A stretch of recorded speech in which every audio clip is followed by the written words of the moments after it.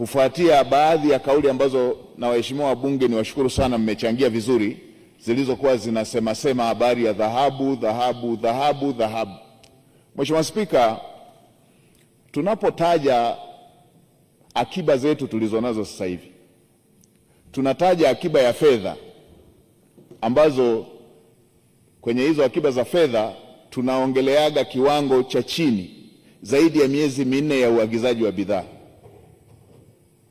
ambapo sasa nadhani tuna zaidi ya miezi 5.7 ya uagizaji wa bidhaa.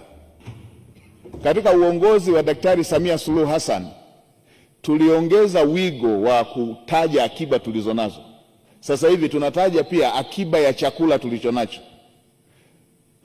Kiwango cha chini ambacho kinatakiwa kutosheleza akiba ni tani takribani 1,500,000, lakini serikali ina akiba ya chakula takribani tani 450,000. Maana yake nini, Mheshimiwa Spika?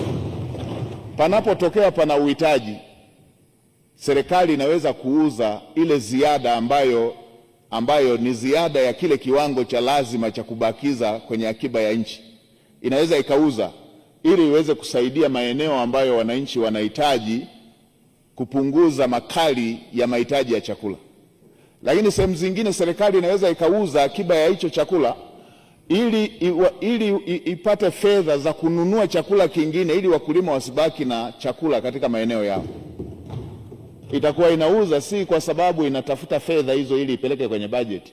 Itakuwa inauza kwa sababu wakala wa chakula aweze kujiandaa kununua chakula kwa wakulima, kama sehemu ya kuwafanya wakulima wapate chakula, wapate fedha, wapate faida ya mazao yao. Hivyo na kwenye dhahabu. Dhahabu inasimamiwa na Benki Kuu ya Tanzania, na hawa wanaoongelea dhahabu sasa hivi hawajajua hata fedha ya kununua dhahabu ilitoka wapi, mpango ulianzia wapi. Wao wanaenda kwenye tetesi tu, dhahabu. Benki Kuu kama msimamizi wa sera, kuna wakati akitaka mfumuko wa bei uwe chini kwenye fedha tu, achilia mbali dhahabu, wanatumia liquidity papers zake za kupunguza fedha kwenye mzunguko ndani ya nchi. Ni sera za kifedha za Benki Kuu ambazo huwa zinatumika na nchi yoyote.